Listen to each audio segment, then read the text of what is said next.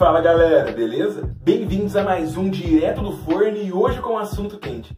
Hoje nós iremos continuar o papo iniciado nesse vídeo aqui que tratava sobre se Fernando Collor era neoliberal. Como aquele vídeo fez muito sucesso e as pessoas começaram a me perguntar sobre, eu decidi continuar o assunto e tratar do neoliberalismo no Brasil durante a década de 90. Englobando agora tanto o Collor quanto também o curto governo Itamar e o governo FHC. Afinal de contas, neoliberalismo realmente existe? E dá pra falar que Collor, Itamar e FHC eram neoliberais? Antes de eu ir para esse papo, você já sabe. Deixa aí o gostei no vídeo, se inscreve no canal e se curtiu, compartilha com os amigos. Galera, rumo a 1.800 inscritos. Muito obrigado a quem está se inscrevendo e apoiando esse projeto de história pública que é o Direto do Forno. Não se esqueçam que aqui embaixo na descrição eu deixo tantas referências para o vídeo, quanto também as minhas redes sociais com foco para o meu Instagram, que eu estou fazendo conteúdo diário sobre história e política. Segue lá.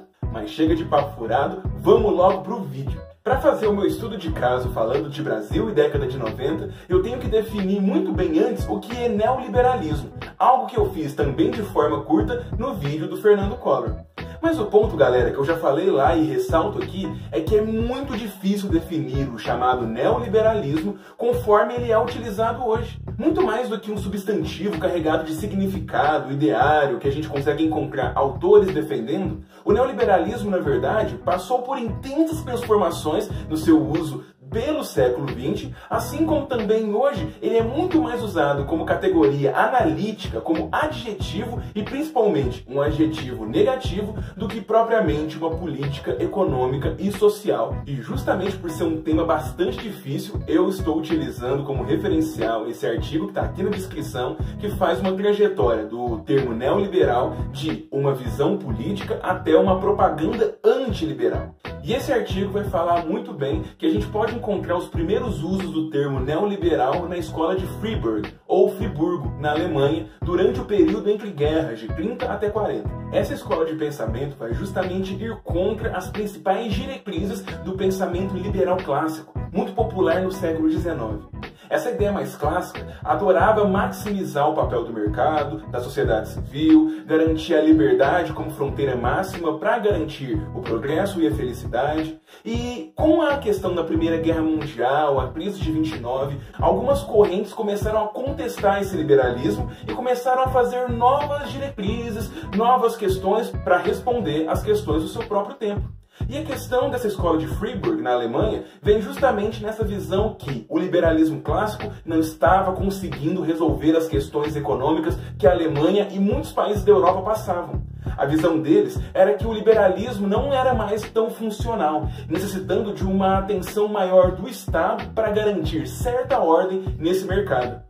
Esse termo, essa nova adaptação do liberalismo vai ser chamada por esses alemães componentes da escola de ordoliberalismo. Justamente porque esse ordoliberalismo garantiria uma ordem, certas balizas sociais para garantir uma maximização da eficiência e da qualidade de vida, assim como também utilizaria do Estado para corrigir certos erros que o livre mercado possuiria, como a questão do monopólio, a questão da desigualdade, assim como também a mercantilização de certos valores que também deveriam ser mantidos para ter uma grande ideia social de uma família, uma comunidade que compõe um país, que o mercado não era tão bom em administrar. E por mais que apareça o termo ordoliberalismo, é justamente esse ordo que vai ser entendido como novo liberalismo ou neoliberalismo.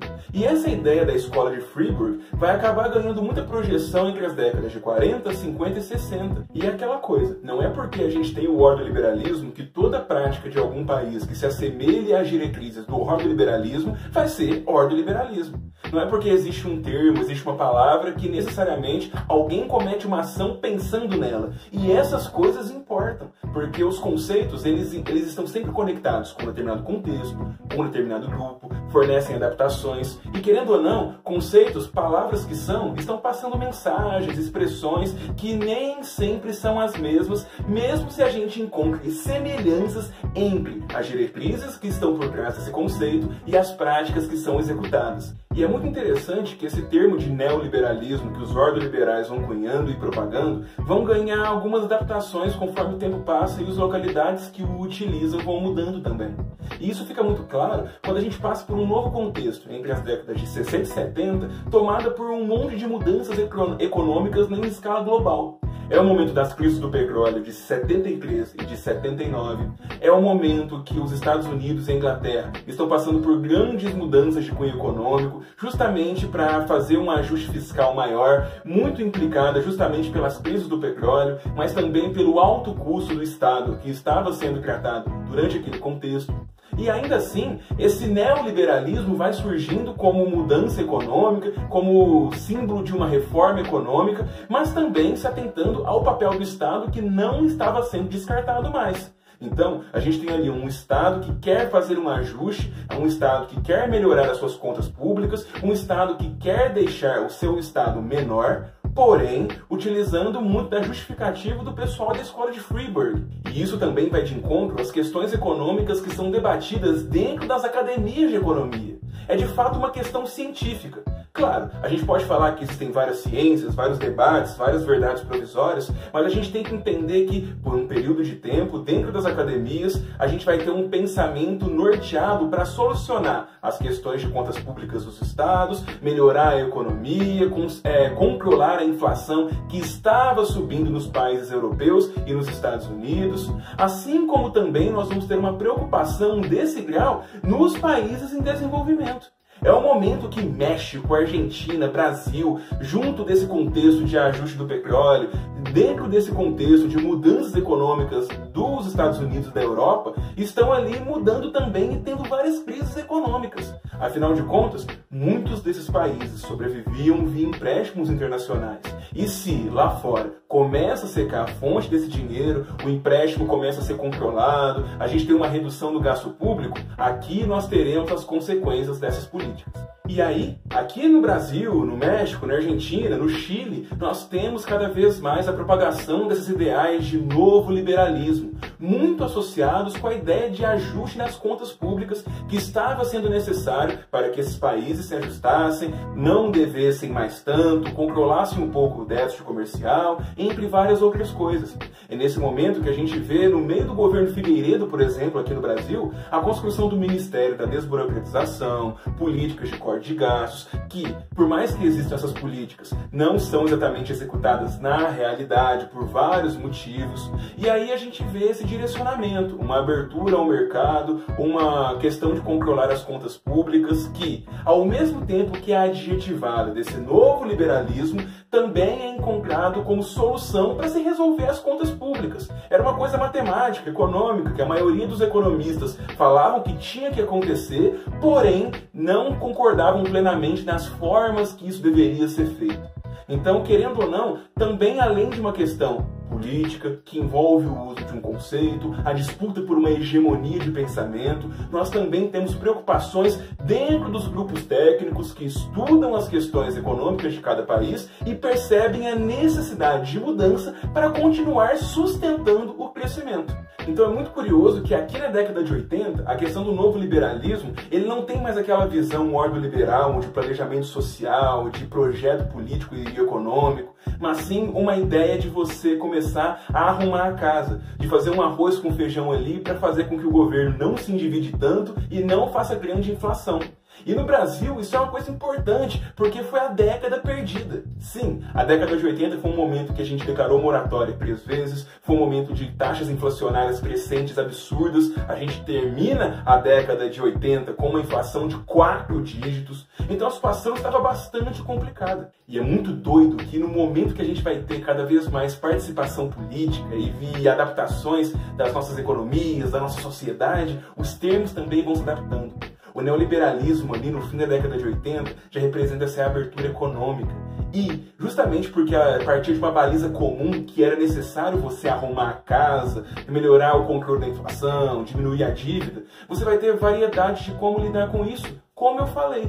E nas questões de campanhas presidenciais, isso fica muito claro e vê cada vez mais que o ideal ordoliberal lá da década de 40, de projeto político, vai sendo cada vez mais abandonado, justamente para dar uma grande propagação a um sentido do neoliberal, como simplesmente abrir economia, se render ao imperialismo, se render aos Estados Unidos, vender o país. O neoliberalismo aqui vai se tornar cada vez mais mercantil, com o Brasil praticamente sendo vendido por interesses yankees. E isso é muito complicado porque, ao mesmo tempo que a questão de arrumar a casa, de parar de fazer conta, de diminuir o número de estatais estava acontecendo, nós vamos ter o uso de muitos grupos, principalmente de esquerda, que estão ali falando que não se deve fazer essa abertura econômica, que não se deve se render ao interesse do grande capital. Então é muito complexo porque essa visão caricata esconde a complexidade das plataformas que estavam ali em 89.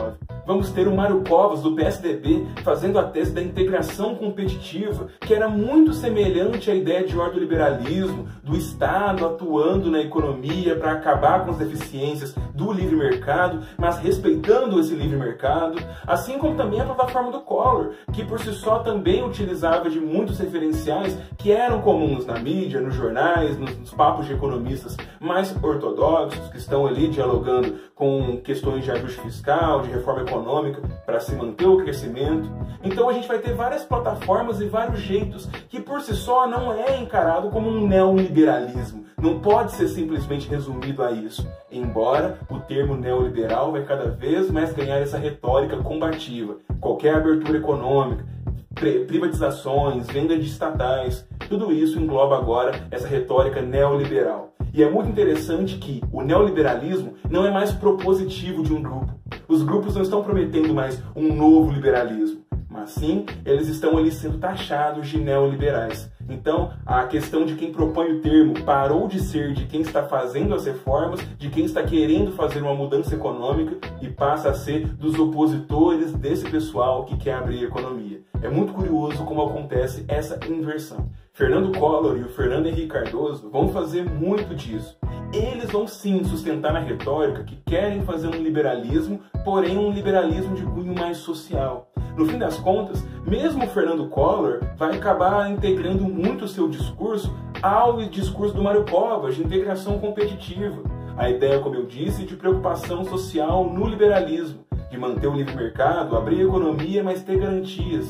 E isso acaba se confundindo muito porque não se tem um esclarecimento do que o neoliberalismo vai ser. O termo que ele está correspondendo, o sólido que a mensagem neoliberal está representando. A gente tem essa dificuldade. Então as características e as formas de fazer política de Collor e FHC são completamente caricatas. Então é muito complicado porque sim, teremos privatizações, teremos reduções de estatais, teremos projetos, alguns com mais sucesso, como a questão do FHC, e outros com menos, como a questão do Collor, mas teremos direcionamentos numa perspectiva de abertura, de pró-capitalismo.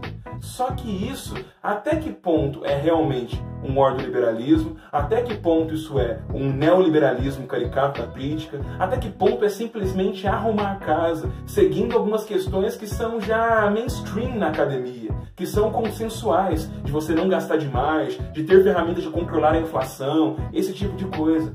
Então é muito difícil ter um sentido do FHC e do Collor nesse momento da década de 90, porque primeiro, existe pouca pesquisa, segundo, as privatizações que eles fazem, os discursos que eles englobam são discursos diferentes, então é bem interessante ver que existem particularidades que o simples termo neoliberal não vai funcionar tão bem. Sim, teremos na década de 90 privatizações de redes de telefonia, companhias de energia, de bancos estaduais, fins de estatais, de várias prerrogativas do Estado na economia, teremos muita coisa.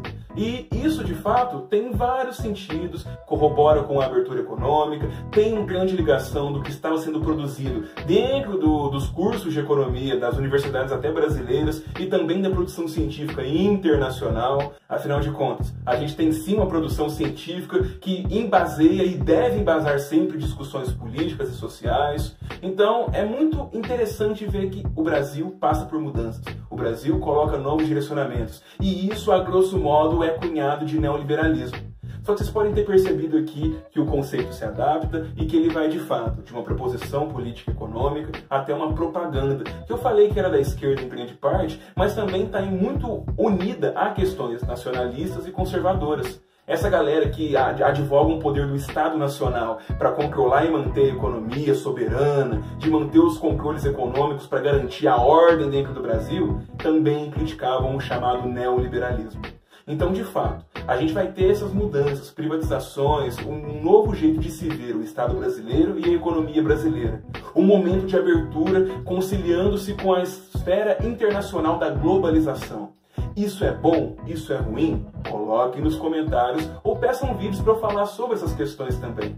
Mas o importante é entender que o Brasil passa por grandes mudanças na década de 90 e isso dialoga com o uso de termos que são constantemente adaptados desde o nascimento do neoliberalismo na década de 30 e 40. Galera, espero que tenham curtido e eu vejo vocês na segunda-feira com mais um Direto do Forno. Até lá!